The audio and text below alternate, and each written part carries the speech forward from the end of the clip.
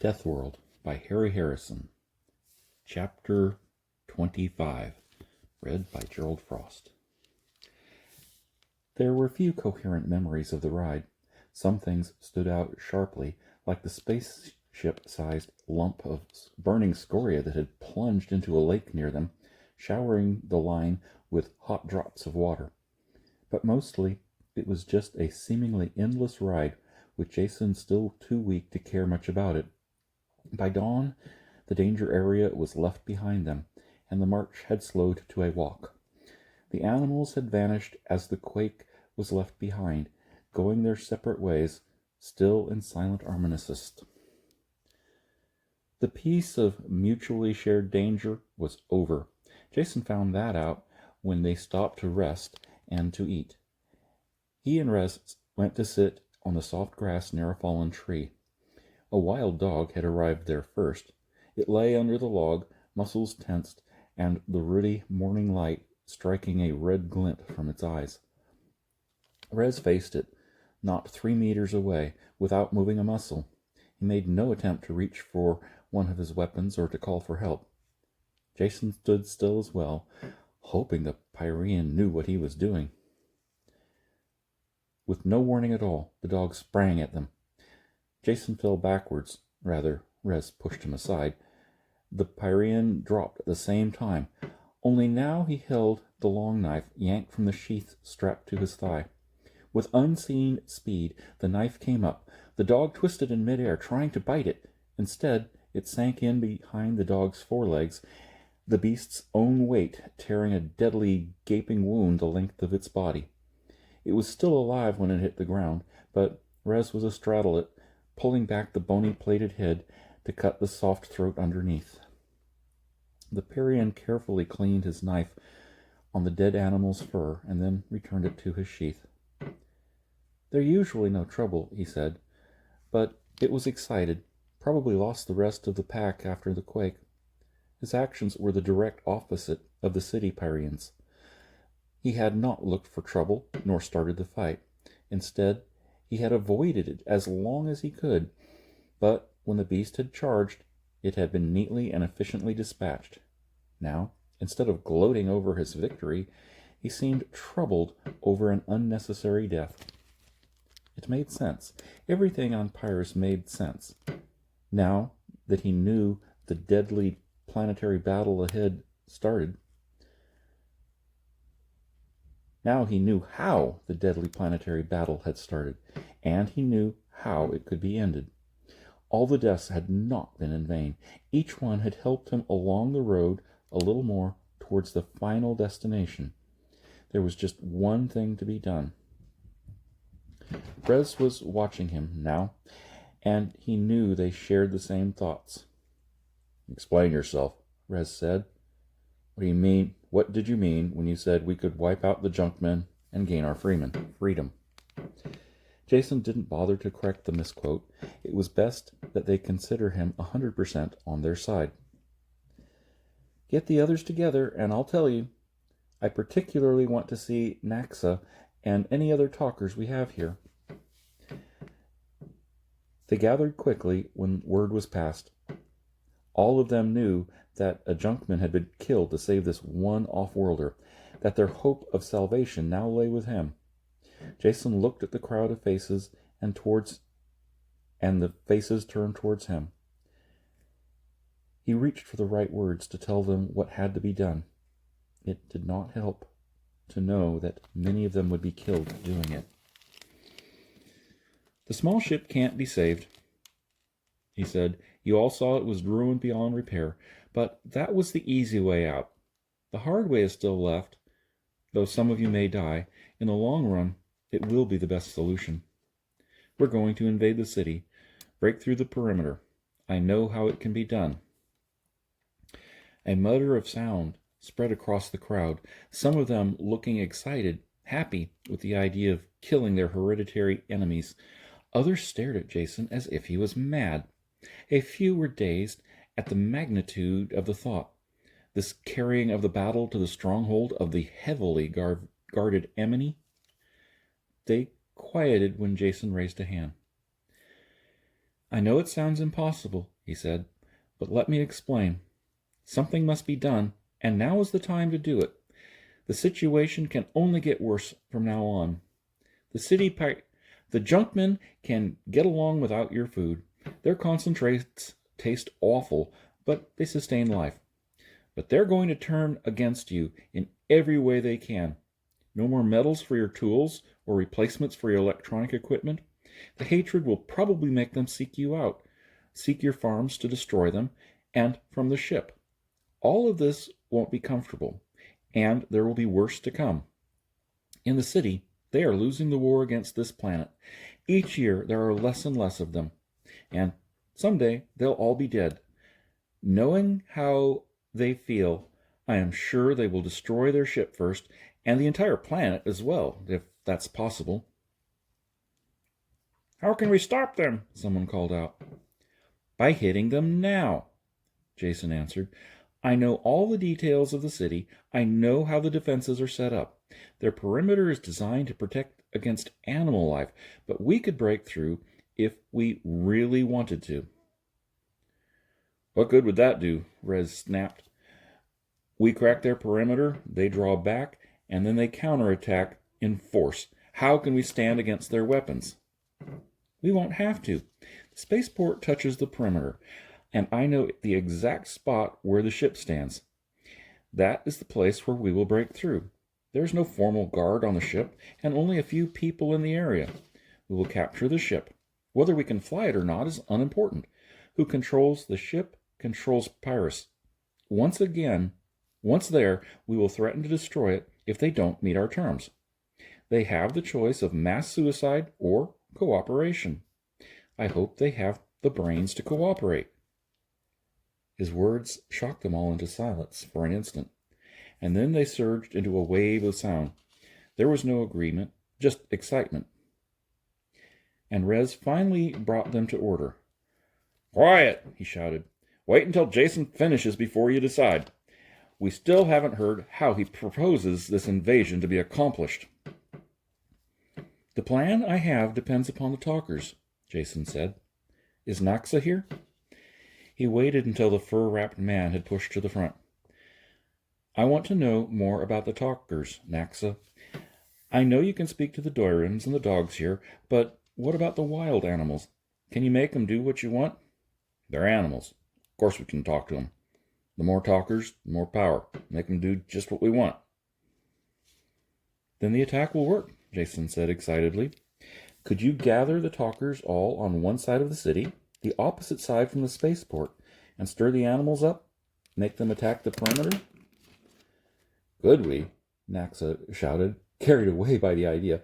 We could bring in the animals from all over, start the biggest attack they ever saw. Then that's it. You talkers will launch the attack on the far side of the perimeter. If you keep out of sight, the guards will have no idea that there's anything more to this than an animal attack. I've seen how they work. An attack mounts. They call for reserves inside the city and drain men away from the other parts of the perimeter. At the height of battle, when they still have all of their forces committed across the city, I will lead an attack and will break through and capture the ship. That is the plan, and it's going to work. Jason sat down, half fell down, drained of strength. He lay and he listened to the debate as it went back and forth, Rez ordering it and keeping it going. Difficulties were raised and eliminated. No one could find a basic fault with the plan. There were plenty of flaws in it, but those were only things that might go wrong. Jason didn't mention those. The people wanted his idea to work, and they were going to make it work. It finally broke up, and they moved away. Rez came over to Jason.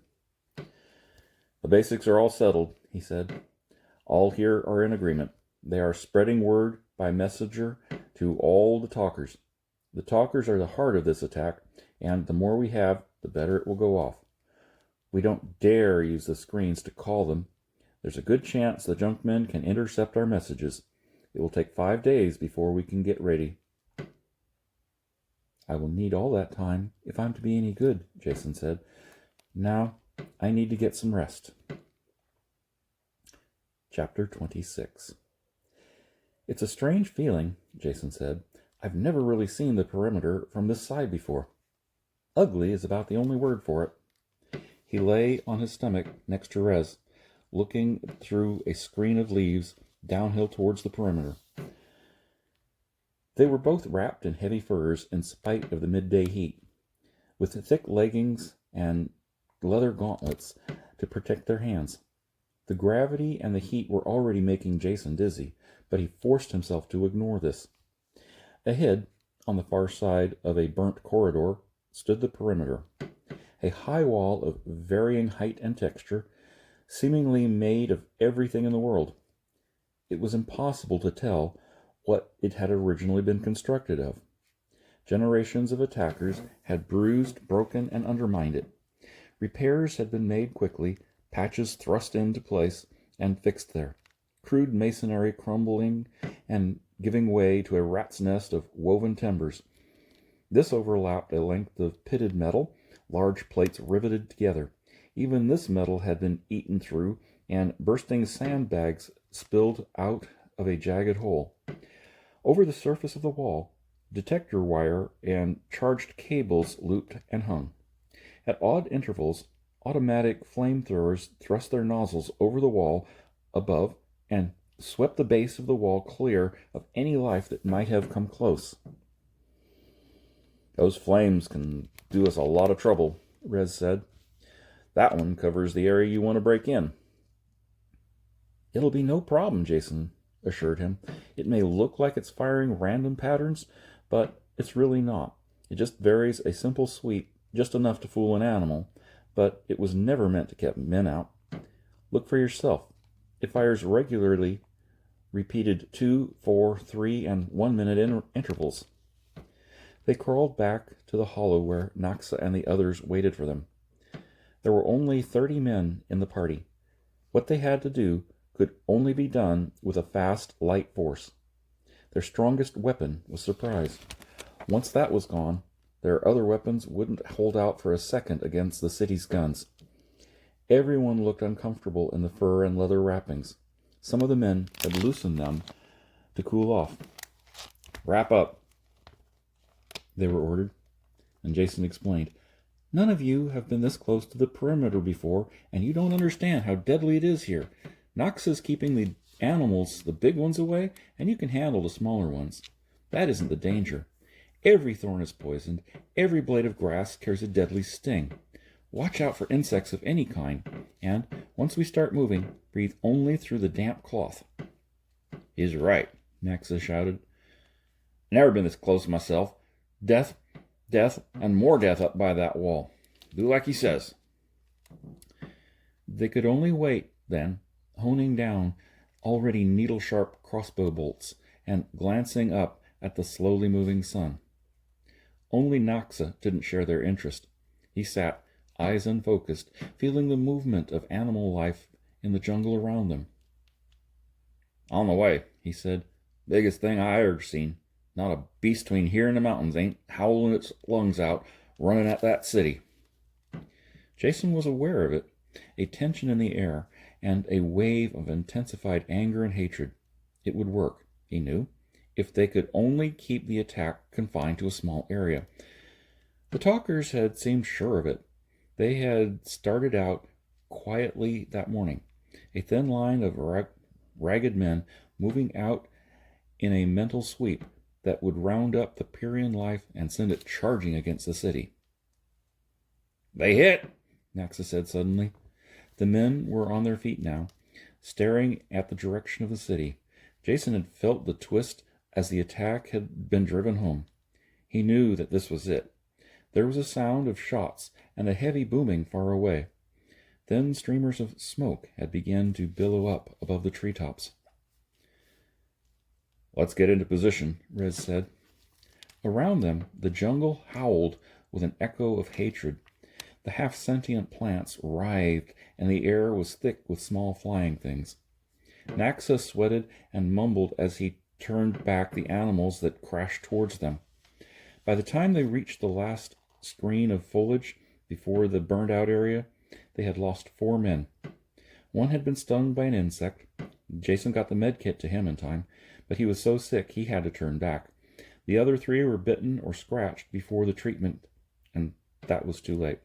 Their swollen, twisted bodies were left behind on the trail. "Damn beast hurting my head," Naxa muttered. "When we go in?" "Not yet," Rez said. "Wait for the signal." One of the men carried a radio. He sat it down carefully and threw an aerial over a branch. The set was shielded so that no radiation leaked out to give them away. It was turned on, but only a hiss of atmospheric static came from the speaker. "Could have timed it," Rez said. "No, we couldn't," Jason told him. "Not accurately. We want to hit that wall at the height of the attack, when our chances are best. Even if they hear the message, it won't mean a thing to them. A few minutes later, and it won't matter." The sound from the speaker changed. A voice spoke a short sentence and then cut off. "Bring me 3 barrels of flour."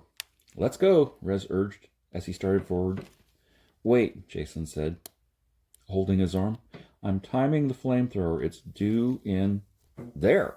A blast of fire sprayed the ground and then turned off. "We have 4 minutes to the next one. We hit the long period." They ran, stumbling in the soft ashes, tripping over the charred bones and rusted metal. 2 men grabbed Jason under the arm and half carried him across the ground.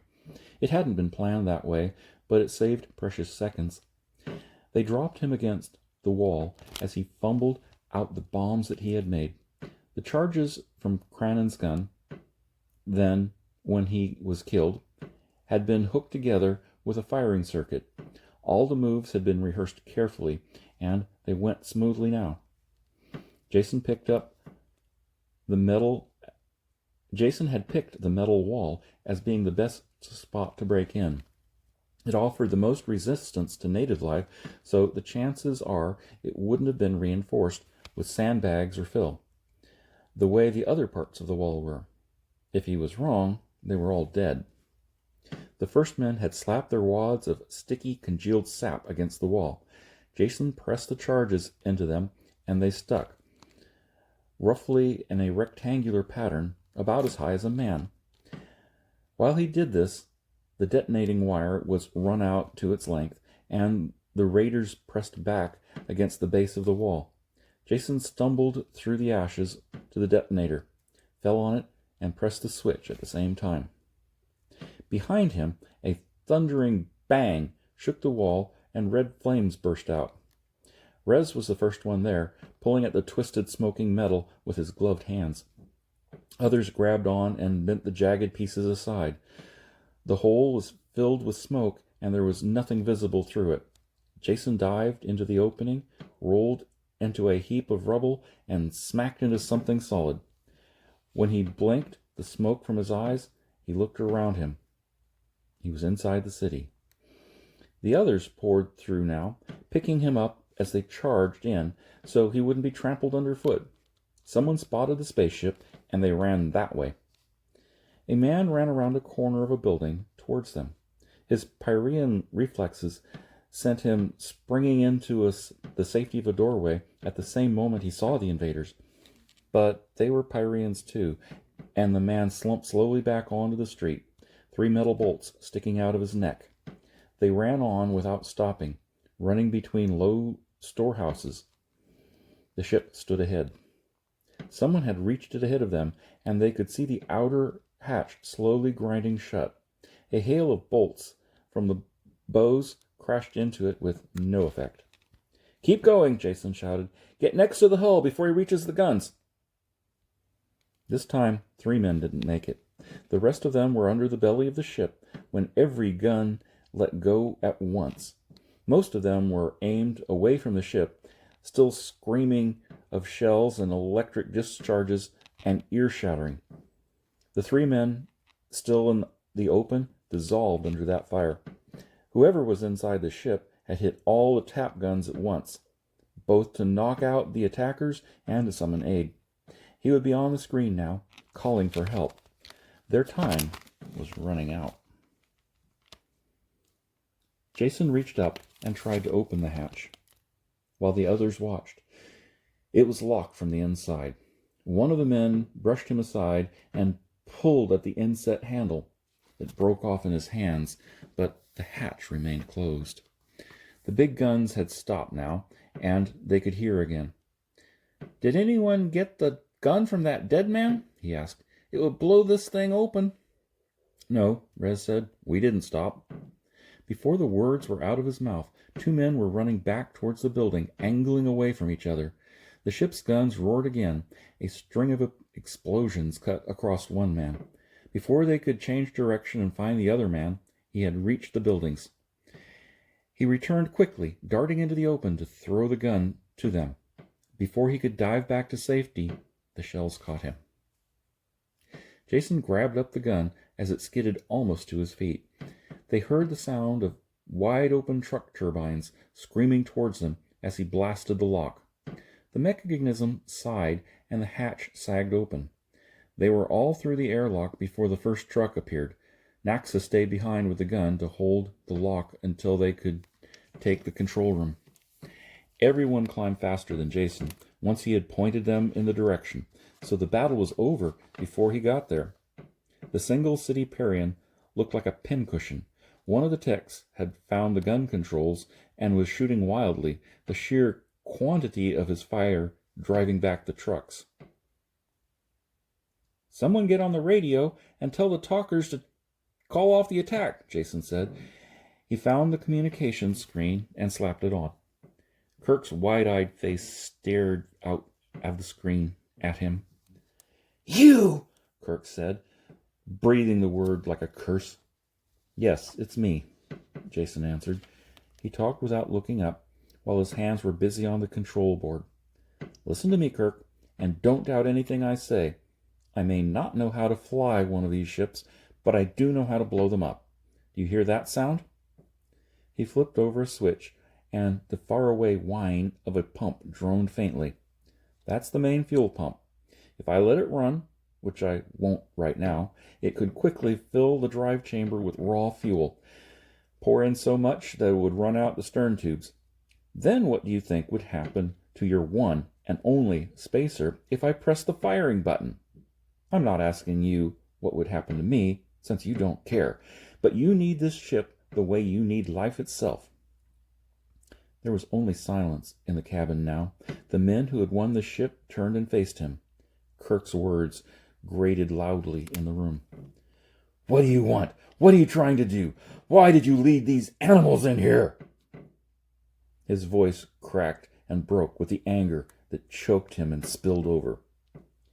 "Watch your tongue, Kirk," Jason said with soft menace. "These men you are talking about are the only ones on Pyrus who have a spaceship. If you want them to share it with you, you'd better learn to talk nicely. Now, come over here at once and bring Bruco and Maida." Jason looked at the old man's florid and swollen face and felt a measure of sympathy. "Don't look so unhappy. It's not the end of the world. In fact, it might be the beginning of a new one. And another thing. Leave this channel open when you go. Have it hooked into every screen in the city so that everyone can see what happens here. Make sure it's taped, too, for replay." Kirk started to say something, but changed his mind before he did. He left the screen, but the set stayed alive, carrying the scene in the control room to the entire city. Chapter 27. I'm going to stop there, and we will read 27 tomorrow night.